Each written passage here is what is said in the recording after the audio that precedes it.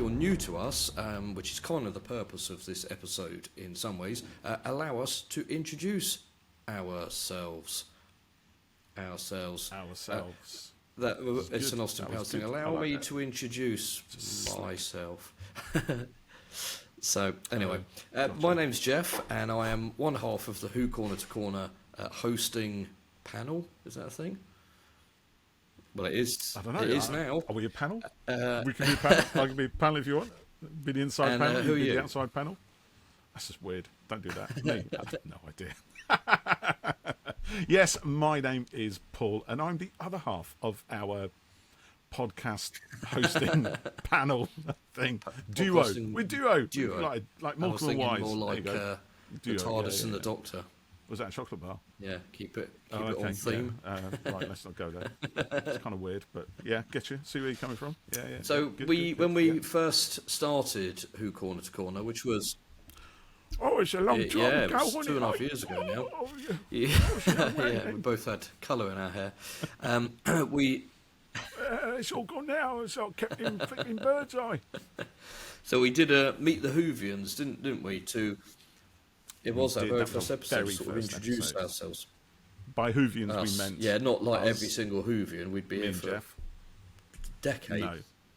Yeah. Although we have done other Whovians since then. We've done quite a few shows where we've been joined by other fans to talk about their experiences of Doctor Who, whether that's the programme itself or the merch or conventions or Big Finish audios and books and all kinds of lovely things, figures and what have you, whatnots. Stuff we've had plenty. We do plan to do more. We're going to get going on that soon. So we thought we'll do an update on our first episode. Times changed, haven't they, Jeff? So if you're new to us, hello. So Who Corner to Corner is a podcast that comes out once a week at least, on a Sunday, 6 p.m. We have a subscribers option called Explorers, which you can get through Buzzsprout, our podcast provider. And we have early episode releases on there, so they come out a couple of days before the Sunday release. And we do extra episodes and things there as well. But sometimes we drop extra episodes, don't we, in the middle of a week? Well, no, just other episodes, No, just other episodes. For example, a little while ago we had a little... a bonus with Al Dewar from Character Options talking about the Al Dewar. That's the one I always mispronounce it, don't I? Al Dewar from Character Options talking about the Fugitive Doctor action figures, which chuck that out, little surprise. Oh yeah, there was that. Yeah. So why don't you tell us, tell the listeners what we do on the podcast in general. Well, no, I just sort of said when we released them. I mean, we just. I get what you did there. Yes, sorry. You'd think that after 2.5 years, we'd have kind of made this a little bit slicker, but it isn't. This is as good as it gets, people. So if you want more of this, then do tune in weekly, because we do weekly. Yes. So I mean, we kind of just ramble about Doctor Who a lot, don't we? We have, I suppose, over the years we've done a lot of different sorts of episodes. We want to try and keep it keep the variety as wide as possible. So we will do, quite often, we'll just watch an episode, watch a story, whether it's a classic story or a modern day story, and we'll just talk about it. So we'll say what we like, what we didn't like, pick out certain themes or ideas, and usually you'll try and squeeze in an Avatar reference or an MCU reference. It is. If that's the stuff you like, I don't really like anything else. That's all good. And we do commentaries as well, don't we? So we will watch a story live and comment upon it as though we were on your DVD or Blu-ray box set or whatever. And BBC Studios, we are available to do that if you'd like. And I would just like to say, when we done our commentary episodes, we one of them was Orphan 55. That is an episode that we both very much like. Oh, yes, it was. And we had a couple of people contact us afterwards to say they watched the episode along with our commentary, and our wafflings changed their opinion on the episode, and they quite liked it now and realised that the internet perception was possibly inaccurate. Perceived fan wisdom. That's one word for it. I think it's difficult. I mean, this is a thing that we do as well. Actually, I mean, certainly I do. I do like to challenge this idea of everybody's right, because everybody has their own opinions, and that's all fine. It's good. That's how we get really good conversations going online and stuff. And we do like to encourage that where possible. So, but if we feel that perhaps there's a huge weight against one particular story, and quite often some people will enjoy that story and perhaps not feel emboldened enough to kind of go against what seems to be a swell of conflicting opinion. So if we feel that there's a story that needs a bit of a defence in its favour, we'll pick up that torch, would we not? I'll Jeff? tell you what, we'll run with it. We need to do Saranga Conundrum then, because that is a lot of fun. That looks super sexy story on that spaceship. Huge fun. Yeah. So you see where we're coming from now, if you've not listened to us before. So this is where we'll come back to what we do in a minute in terms of the type of content that we do. There's lots more, loads more. We've got loads more planned as well. Just wait and see. We're a positive podcast, which is not well. We try. I mean that doesn't mean that there won't be constructive criticism sometimes, but you. Oh no, we do. Yes, stories, but do we not? You'll never find us doing a ranking of the worst Doctors or top 10 worst Tennant episodes or something like that, because why? There's no point. So, no point, really. We get very nice messages from listeners to that say things like, "I'm amazed you actually like the show," which we've had a few of those. And when you get that, that's fantastic. That's amazing. But also, for me, nice. I think that is tragic that out of all the fan content out there, it seems to be a surprise that there's something that actually likes the show and enjoys it and is positive about it.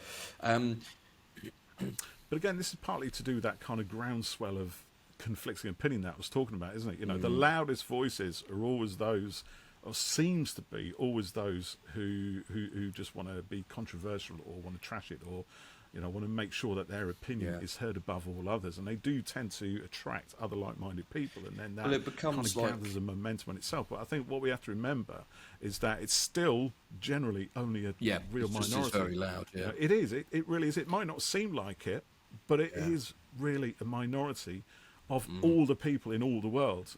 All the fans who think a certain way. So. It's in terms of ranking and stuff. No, we don't do it because we might chat about it amongst ourselves where we think one story is better than another, but at least with the understanding that it's not going to be the same. I think that's a big thing, isn't it? Is that respecting other people's opinions, and an individual may well like a story and think it's the best thing they've ever seen, and an individual number two may not think that at all, but it doesn't mean the first person's wrong. That's their view, and for them to enjoy. No. But you said just now that we like to sort of challenge the perceived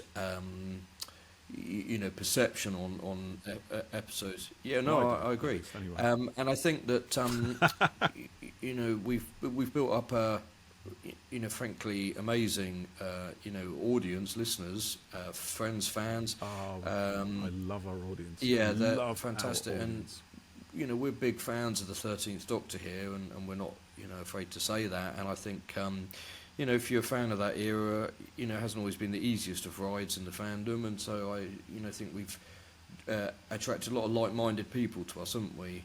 Because you can. Yeah, jump right in. Yeah, if you like the 13th Doctor, and jump in. And again, we love the 13th. Well, we do love all the Doctors. You're right, but we get messages from all people saying, "I feel so comfortable being able to listen to you and tell you that I like 13, and not get the response that you might get elsewhere." So that's really nice as well. So to have that. So there is quite a strong focus on that as well, isn't there? But we're diving into classic a little bit more again, which if you start listening to us regularly or listen to past episodes, you'll discover that Paul is the MVP of classic, most valuable player. There you go. That's an NFL. Like that. Yes. Stick it on. Can I have a badge that says it? Don't ask me what NFL is. Stick it on my hat. Stick the badge on my hat. Yeah. MVP. I thought that was like a moving vehicle Well, it might be, but it's most valuable player. At least my understanding, anyway. So, yeah, Paul, why don't you carry on telling a little bit about what we do episode-wise? So, other things we do, we have had, just talking about differing conflicting opinions there, we've done a couple of episodes where we've done like a battle royale, have we not? This is where you have pretty much championed. This is where I like this is where, I mean, Jeff and I. And he doesn't like it. Yeah. It's basically, I mean, Jeff and I, right, are mostly aligned in what we like and dislike, and in lots and lots of different things, not just Doctor Who.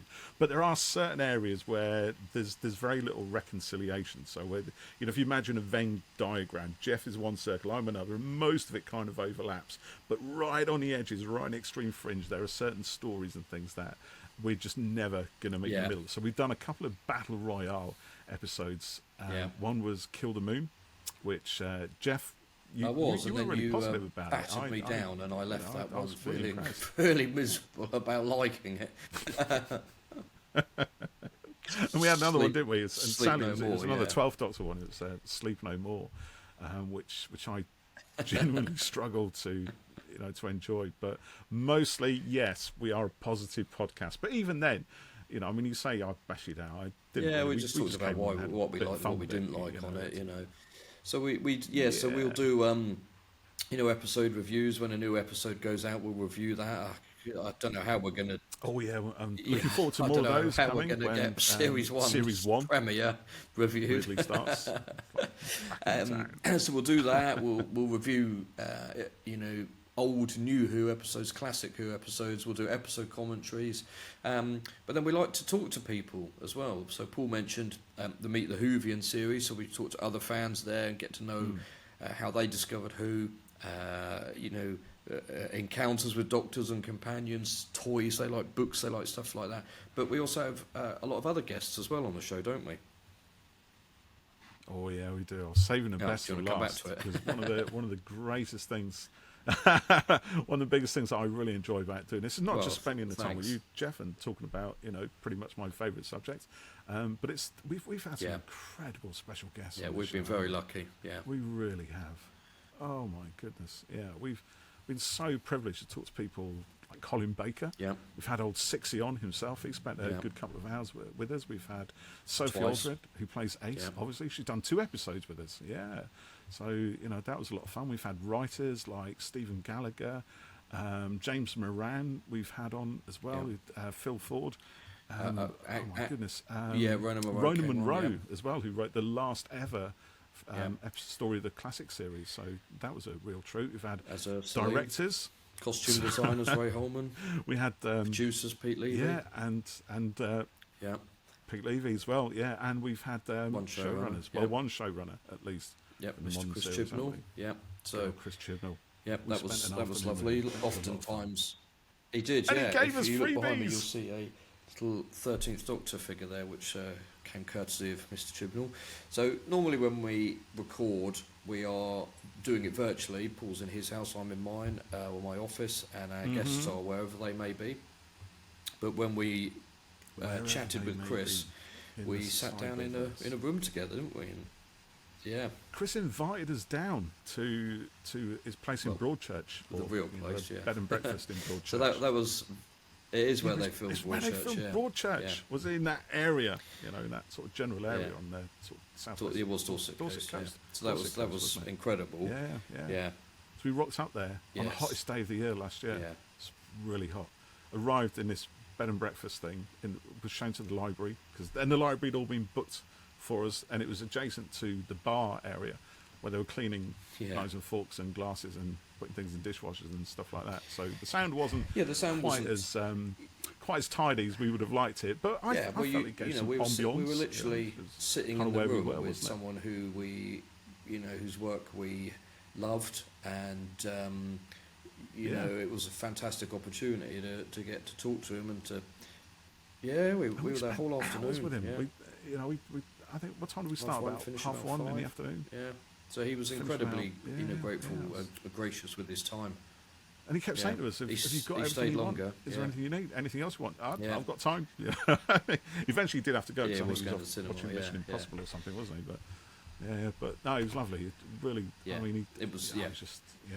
You know, when you meet people, you know, in the industry, and you know, sometimes you see them sort of looking at their watch, and you kind of get an idea that maybe they want to be somewhere else. No, it wasn't like that with Chris at all. It was just fantastic. So yeah, it was really good just to kind of just share that time and ask him all well, kinds we of questions. didn't manage to ask everything, just did we? needed We had to about ask 60 questions, and we got through about 30 of them. You know, like yeah, we literally had pages. So maybe one. Well, some of them were kind of answered true, through conversation anyway, weren't they? So I think we pretty much got everything covered. I think there was a few fan questions that we didn't quite get round to. Yeah, but maybe one day we'll have a chance to talk more.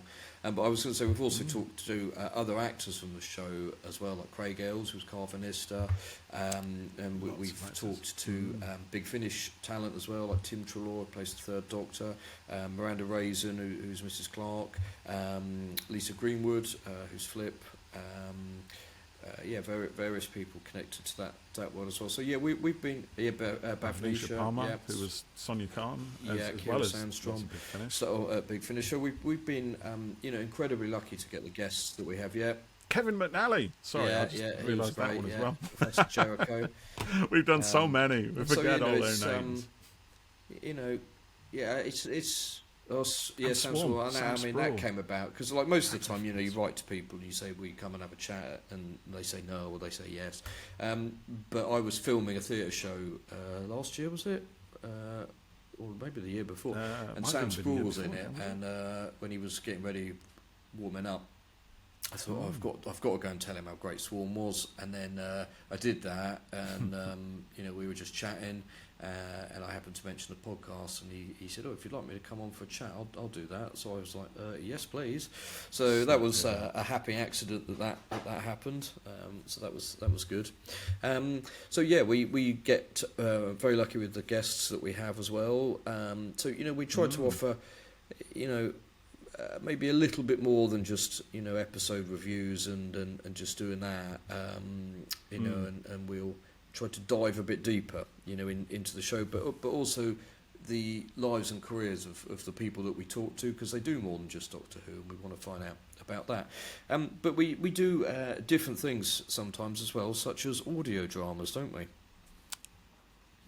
We do those, yeah. We've got we've had a lot of fun so far. I mean, these are produced by ourselves and in collaboration with other fans who also don't get paid for it either.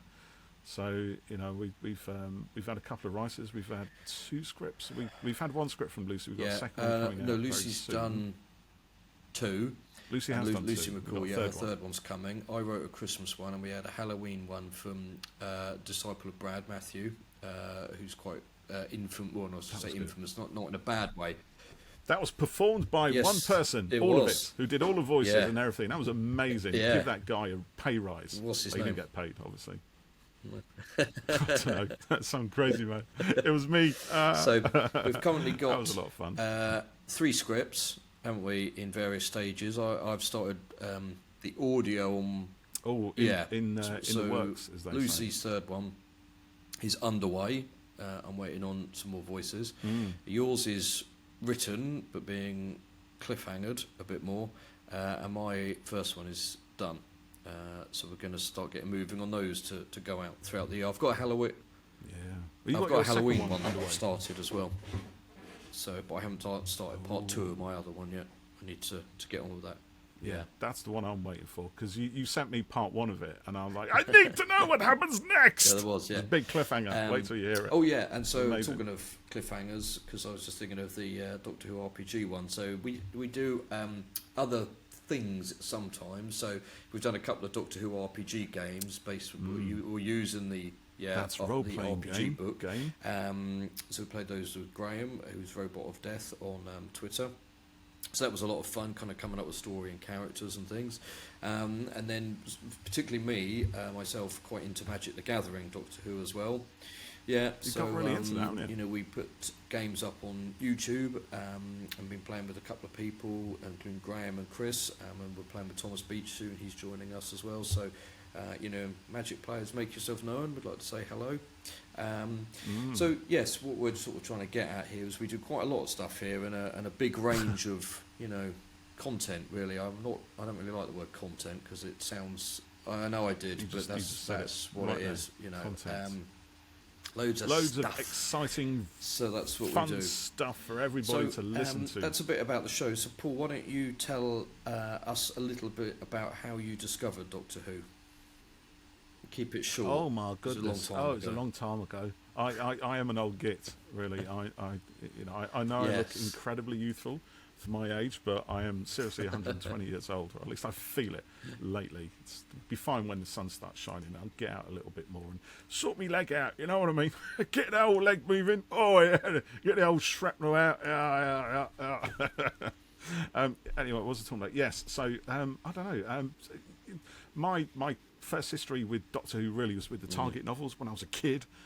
I'm literally that cliche of running to the library to get as many Doctor Who books as I can, because I used to read pretty much anything from a really, really early young age, and I'd read it and I'd try writing stories and the same sort of thing and all that. And Doctor Who was a massive, because they were just great. You just pick up these books. Mostly they were hardback from my library, and I just used to read all of them. And occasionally I would see bits of one on the TV, but as I said before, I never really watched a full Doctor Who story. I'd rarely even watch a full episode back in the day. We're talking Tom Baker days, until he got to like season 18, which is Tom Baker's final season. And I do remember catching probably episode 2 or 3 of Warrior's Gate and being immediately like, oh, this is amazing. And I know not everybody likes that story particularly, or even that season, but for me, I just love science fiction. I'm not so big on the fantasy stuff, but I really do love hardcore sci-fi. I love big concepts. I love science, lots of technology and lots of gobbledygook and stuff like that. That really floats my boat. Also like the creepy stuff as well, but maybe that's kind of Jeff's bag. But so watching Warrior's Gate and then watching Keeper Traken and Legopolis, and I kind of then just really kind of got into it really. And so I was kind of ready when Peter Davison came in the following year after the 5 Faces of Doctor Who season. That was when I really first saw any of those old stories actually on telly.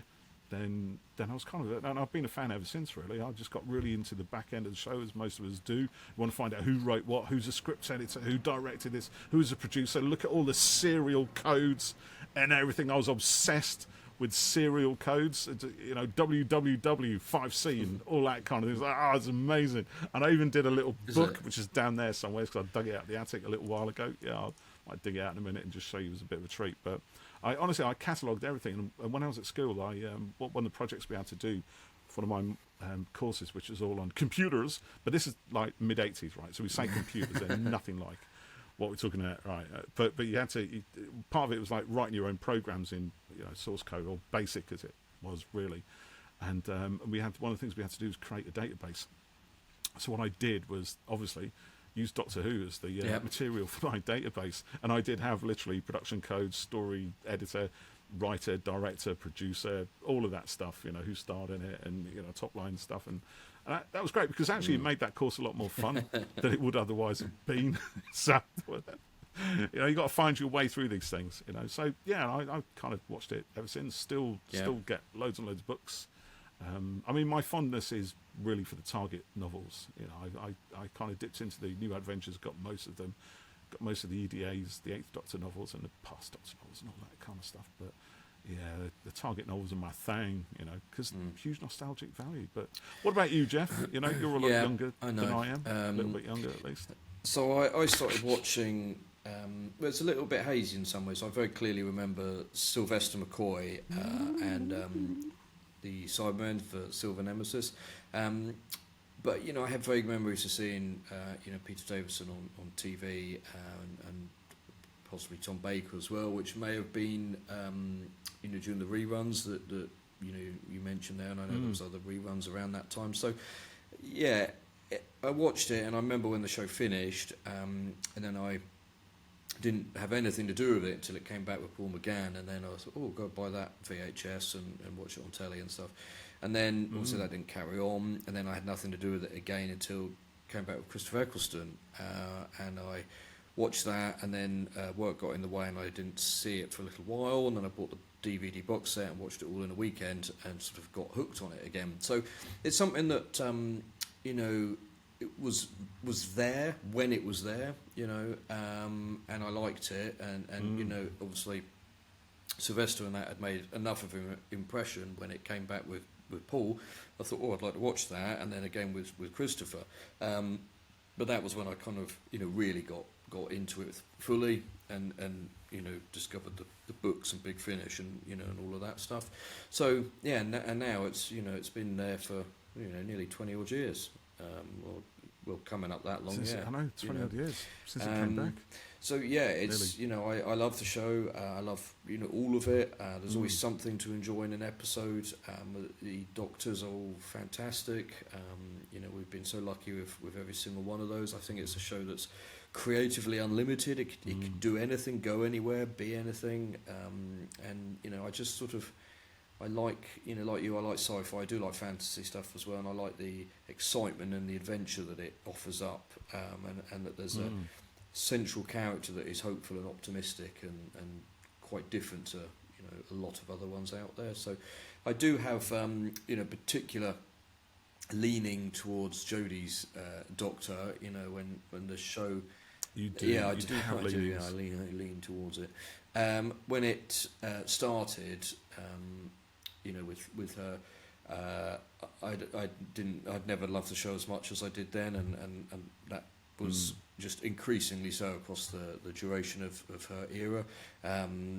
You know, it was, like I was saying, hopeful and optimistic, and it pushed the Doctor, and it just gave us things that we hadn't had before, and it just, she was just so, you know, magnetic and powerful in the role, and I loved the companions and everything that Chris did with it. So, you know, it was brilliant, and I loved it. And I went to Comic-Con a couple of years ago. I met Jodie and Mandip there, which was fantastic. They were both wonderful. Really, it just, you know, made you feel special, and were kind and lovely and stuff. So that was fantastic. Met some other fans there that day that I've talked to on Twitter, which was really good. So we must go to a convention at some point, mustn't we? Because you've never been. Indeed. Yeah. Embarrassingly for you. No, I've never been to a convention. Well, it's just never been my thing, really. That's it. That's like, you know, I don't, just never seen a draw of it. But yes, I will shall do one. Sort one for you, out, yes. for the podcast, for our listeners. I and will we'll have a do stand, that. You can yes. buy autographs. Can you imagine? What a Or me signing autographs. Yeah. Well, you sign my arm, and I'll sign your knee, because no one want wants that? us. Yeah. Who'd want that? Oh my goodness me. So, why don't you tell me? Tell our listeners. Why don't you give me your top 5 other things that you like of any? Oh, my top 5 other things. What, like Well, beer if you want. Actually, I don't drink that much, to be honest, either these days. I used to, back when, but no, I don't. Top 5 other things. Okay, so before Doctor Who, there was Star Wars, and there is still Star Wars. Star Wars is really big for me. You know, there's me talking about, I really like high concept sci-fi. Yeah, Star Wars Don't isn't put that it down. at all. I don't. Never I don't, has been, never will be. I don't like this thing of. You enjoy what you enjoy, and if anyone tries to take that away from you, and I don't just mean you, I mean anyone, and they try to lessen something, for example, that MCU is trash and Oppenheimer is, you know, cinema is back. That's, you know, yes, it's a fine film. Do you see what I'm saying? Oppenheimer is really good. I really enjoyed it. Whether I want to watch it again or not in a rush is another story. It's quite heavy going, but you know, it's a lot of fun. But then yeah, so Barbie was good. I love that as well. Was, so, well, it had this Robert Downey a Jr. few in it, podcasts and ago. that's why I watched it. Anyway, carry on. See, now this is a difference. Well, I'm too between, stupid, I really, think, for you know, because no. Well, yeah, maybe, but that's not what I was getting at, right? Because one thing I really don't do, and never have, because I was thinking about this the other day, right? Is I don't really, I wouldn't watch something or get invested in something purely on the basis of an actor. Do you know what I mean? Because, actors change. They do lots of different things. And they could be in a story that I really love one time, the genre and everything else. But, the next thing they could be in something which I just don't fancy at all, which I think is really boring. I would not watch that thing purely because there's an actor in it that I've enjoyed in something else. So for me, it's about, what that thing is, and mostly it's the story of it. Is it something that's going to excite me? And it is mostly, I'm not going to lie, it is mostly the kind of sci-fi type stuff. I do have a big interest in more contemporary stuff, and I do watch contemporary cinema, and I read a load of mainstream books and thriller books. So number 2 would be thrillers. I do love. It's a good job. Chris Chibnall's got a book coming out next year, isn't it? Yeah. Indeed, and I'm looking forward to that. And actually, that's the thing, because rather than an actor or a director or something, I would probably more likely follow a writer, because it's more likely that something they've written is going to be like something else they've written that I've enjoyed. It might be a different genre, but I'd be more willing to try it if it was something I never read before. If it was written by a writer that I have. I mean, again, I lean towards sci-fi and fantasy stuff. I kind of, I prefer stuff that is, kind of optimistic and celebrates kind of life and wonder and stuff like outlook. that. Like, not ragging on it, but Oppenheimer was a very, very good film, but it's pretty heavy going, and that's, it is. And I wouldn't say I enjoyed it. I don't think it's a film you enjoy. I respected it, and I think it was very good. But I will never watch that again. And I don't, I don't like films that kind of too bleak. I don't mind a bit of it, but I'm just not a massive fan of that sort of thing. I think with Oppenheimer, that's the subject, though, isn't it? It is a big subject. Yeah. I mean, potentially, they developed something which could destroy everything. Yeah. They crossed that line. They opened Pandora's box, and it's never going to be closed again. And that changed the way that it changed the landscape of the world, literally. Physically and psychologically and geographically across the planet. There's no going back to when that box was closed. And I think the film gave it did, the you weight really that felt that subject deserves. Yeah. But you're right, it's not it's not a happy film. I have various actors that I, am a particular fan of, and I will watch their stuff. And I also have directors and writers that I like as well. But particularly actors, and I will, and same with bands. I think in a way, I'll watch or listen, but there will be stuff that they do, particularly actors that doesn't necessarily connect as well. I may like Jodie. I think Jodie's brilliant, but I haven't watched. She's really good. Yeah. Is it one night, one day the one she shot in Australia? Partly because it's been removed off streaming, but I'd like to watch it for her. But I'm not sure it's necessarily something that would be if it was a choice between that and Doctor Who, I'd pick Doctor Who. So it's not to say that sort of thing doesn't appeal to me. Because it can. I started watching Coma last night with my wife on Channel 5. Have you seen the advert for it? The guy's getting intimidated by a hoodie, and he punches him and accidentally puts the guy in a coma. And it's you sort of think, rude. well, the lad didn't do anything to him, and was the self-defence too much because there was nothing to defend? So it's quite a morally sort of murky thing. It becomes quite interesting. But I'd rather have watched my WandaVision Blu-ray, Yeah. I do like actors, or certain actors. I like Tom Cruise, I like Elizabeth Olsen. There's various people, Brie Larson, that I will follow. I think Brie, for example, is great. I watched Room. It's astonishing. I wouldn't necessarily watch it again.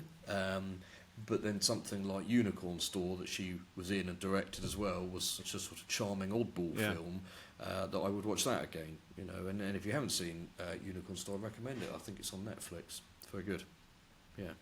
Very highly recommended. Well, that's good to know. Actually, talking of Tom Cruise, because I texted you the other night, didn't I? Oh, you watched Dead finally Reckoning, got didn't around you? Yeah. to What did you think of it? Mission Impossible: Dead Reckoning. Probably Do you not. really want to know? No, I thought it was. Best of the I really series. enjoyed it. Actually, I thought it was. I thought it was Really? a lot of fun. No, I wouldn't say it was the best of the series. Well, so I you thought- are I wrong. thought it I was too long. am an MI aficionado. No, I'm right. I mean, the film's not even finished. It stops at a crucial point.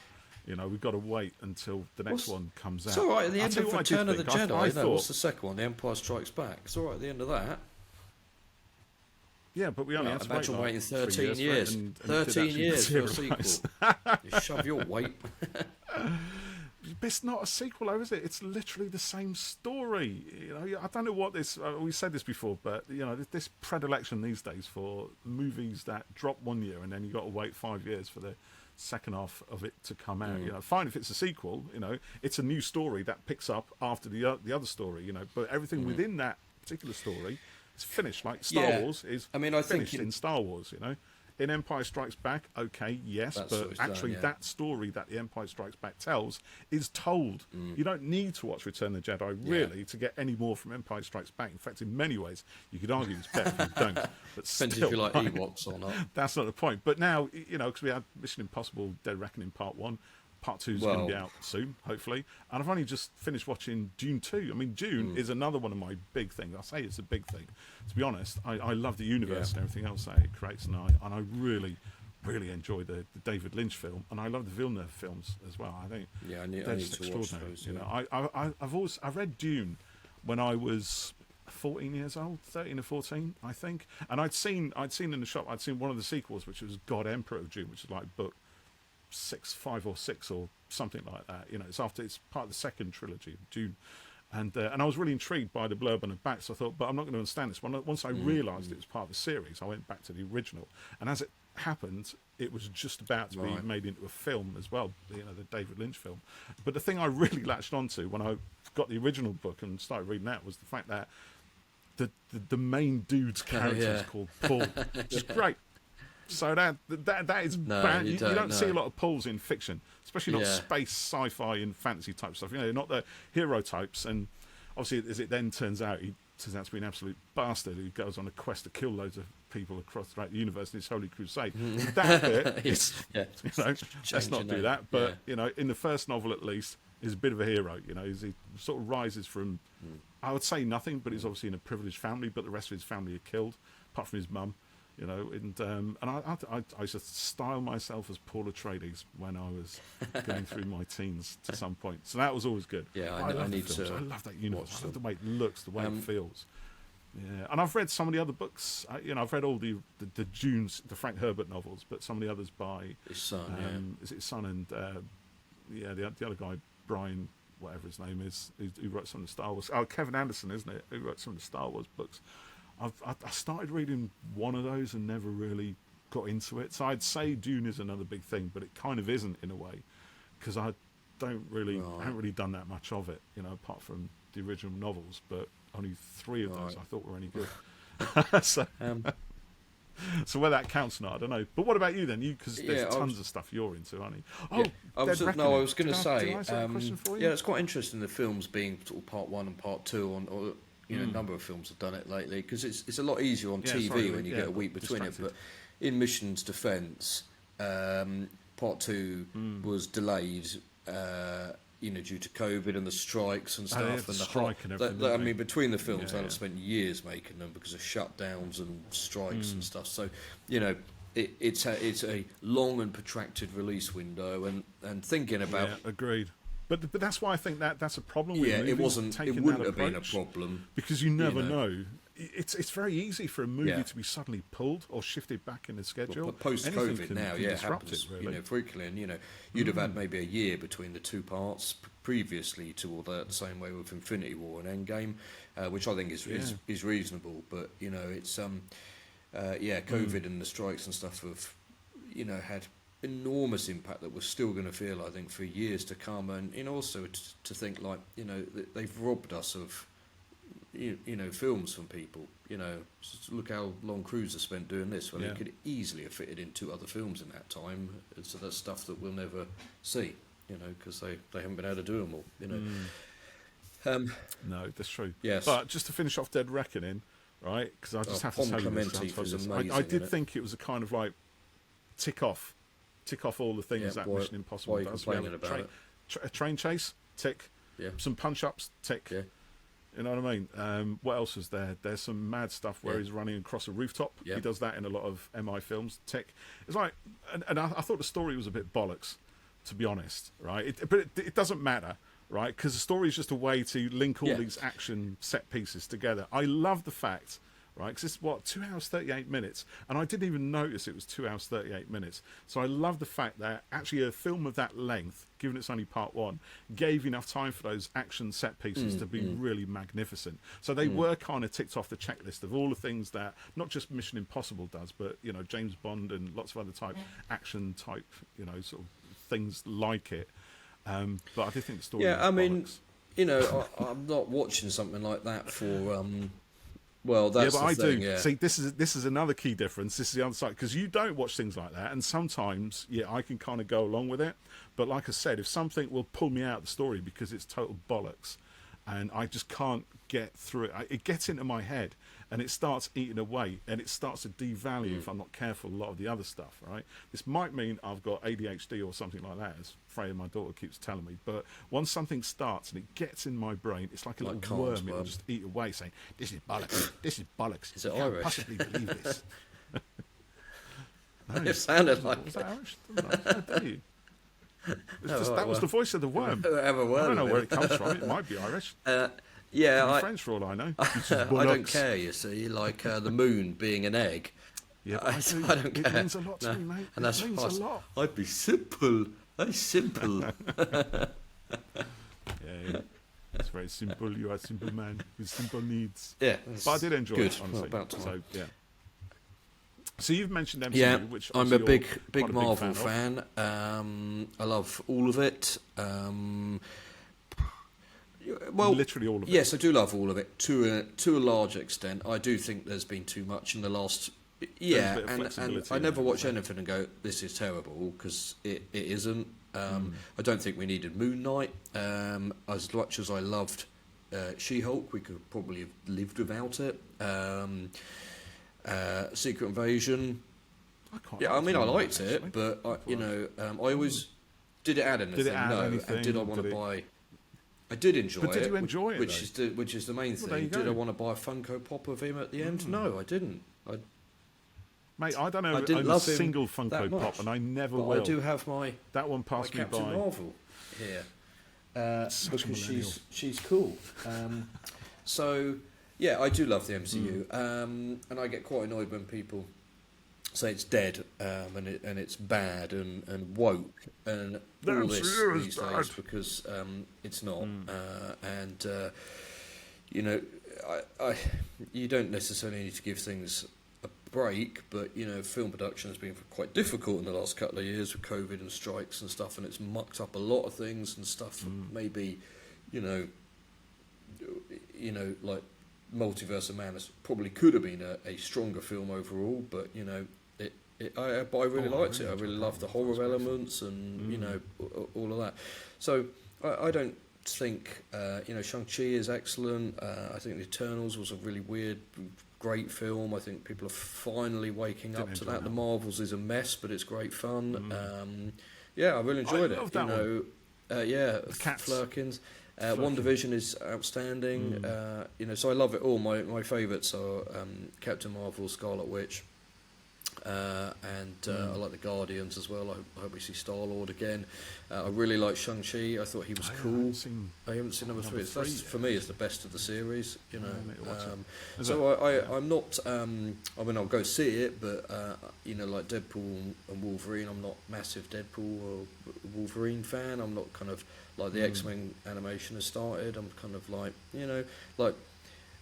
I probably will watch it, but I haven't got a burning desire to watch it. So whilst I love all of this stuff, some of it I got to be there for it, and some of it, well, I'll wait. But for the films, I go on an opening night for all them and stuff.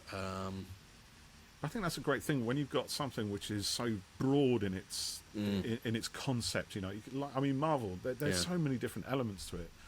There's something there. Well, that's I the think, thing. It was for always everybody. like that with the comics, you know, back with Stan Lee, and I think sometimes people think it's all for them, or it should all be a certain type, and you know, that's not really what it's meant to be. Like, you know, the Marvels is supposed to appeal to a female audience over, you know, a primarily male one, and you know, we need to have representation and stuff on screen, and therefore that means that film is not exclusively for, you know, people like you and me, and I think some people don't like that. I think some people find it hard to move on from Iron Man and Captain America not being there, and so anything new which is different is automatically not as good, and that, you know, it just isn't the case. So yeah, I love the MCU. I'm a massive Avatar fan, as I will constantly bang on about, because you know, for having not had the opportunity to talk about anything new for it for so long, now I can endlessly, and I will.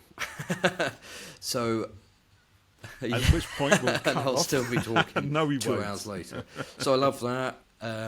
Thank you for listening to Who Corner to Corner podcast. We'll be back next week with another great new Jeff Talks episode. Avatar. So I love that. I love the world. I love the characters. I love the design. I think those artists are working at the top of their game in the industry. I think Cameron is working at a level that nobody else is even close to as a director, as a filmmaker. Yeah, absolutely. Making those films is making those films is mind-bogglingly complex, and you know, with all the CGI, yeah, all of that, and the way the scenes have to be constructed and shot over repeatedly, and it's just amazing, you know, and no one else is doing anything like that. I love the characters. I think making the second one have a family focus, you know, was really it worked brilliantly. You know, as a parent now, it gave it a lot more depth and you know, stuff to relate to. So initially, something I was a little bit skeptical about, having the kids and stuff. I was, you know, I wanted to see Jake and Neytiri be badass, but by having kids, they got to be even more badass than before. So that was good. Got you. Yeah, you haven't watch watched it, which is absolutely disgusting. And you know, most action films, you know, have a big. Well, it's more than an action film. You know, it's not just. I mean, to be honest, the real fighting didn't sort of happen until the end. But you know, you get this great big battle, and then Cameron's just like, "Yep, now let's just put it up another gear." You thought that was top gear? Let's go up one more, and he just makes it look effortless. And then. Did you watch it in IMAX? A couple of times in You're IMAX, big IMAX, yeah, aren't you? because Big on IMAX. that really is the only way to see any film. I'm kind of sold on it. Yeah. Since I went to see Dune 2, I kind of once you've gone more into it IMAX, now than you I never was go back. The first time. Well, you shouldn't. Well, no, because the first time I went to see IMAX, it was awful. You know, the sound levels were just ridiculous. I mean, the seats were vibrating, and by which I mean that's uncomfortable. But you hear the vibrations; it's making that rattly sound, which interferes with the actual sound from the movie. You know, all I want to hear is the sound from the movie. I want to hear every single nuance of sound from the movie.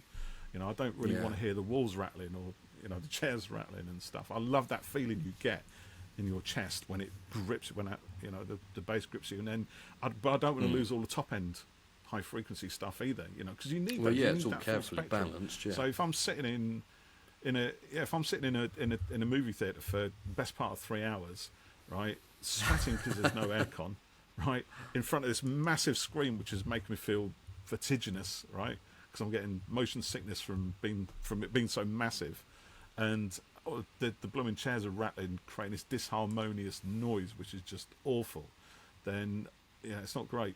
So you might have the best IMAX cinema ever, but the one I went to the first time was shit. That's well, you all I should can have say emailed. about They it. have at the very end of the films, it says, "Email us." I did. I blooming well did email them. I made my opinions very clear on the matter. I kid you not. Did I get response? No. Well, no, I didn't. It was my email was probably just Maybe they sent into trash, took it on board junk, because it whatever. was better when you went No, you they went didn't. again. What I should have done was leave something on Trustpilot. Yeah, I'm not sure IMAX That care would about Trustpilot. told them. That would have told them. Bloody Trustpilot. Yeah, give him a bad. But the second time, which was weirdly the same Maybe they cinema, didn't. They was better. fixed So it. it might actually be just because Maybe. I sat further Yeah. back. Because I literally sat in the back row, and I was a bit concerned that it's going to be at the back row. But the great thing was I could see the whole screen rather than just looking at one little part. Because that's the other thing. What's the point of having a massive screen if you're actually only if your visual you need to be lens is only you need to be further quarter back of it. for it. Row S. Yeah, but they put the seats were literally only like just a few yards. Well, I don't know. Supposedly the minimum level, I guess, because it's IMAX standards, right? There's certain standards they've got to be at. But I think this particular cinema, view in Swindon, was a little bit behind the sounds times. like it might should we be, say? yeah. Well, when I go to, See, because out here, mate, we don't get all the good stuff like you get. I'm not in London. Home counties and all that. I go to close Crawley enough, aren't you? Cineworld. Horsham, that's like London. That's where all the posh people live. Yeah, maybe. Sussex, Surrey, innit? See, yeah, they work in London. They go and live out here. So yeah, you can get the money for that sort of thing out here, mate. It's you take it as you find it. You still call lucky them it wasn't talkies. A-barn. Talkies, yeah. We're lucky to get talkies out here. That's for sure. I wouldn't live anywhere else. It's Yes, beautiful. it's where I live. nice your So way. it's So, balanced.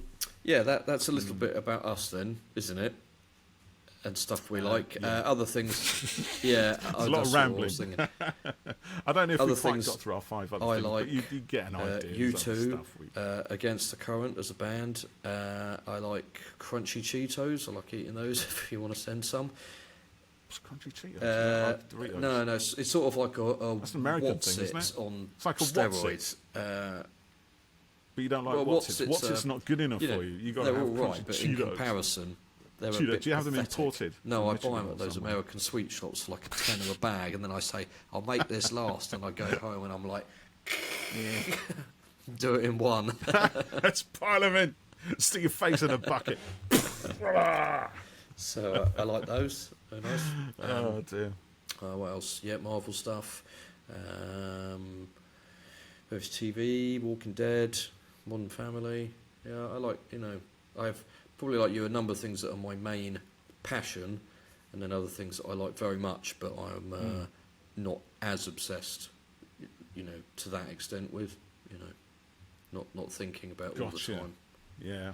Do you know what? I actually don't what are you read reading at the many moment? What's your big- novels. I read a lot of. definitely a no, I'm millennial. not a millennial. I read a lot of kind of making of and art books for films. I read a lot of comics as well. Yeah.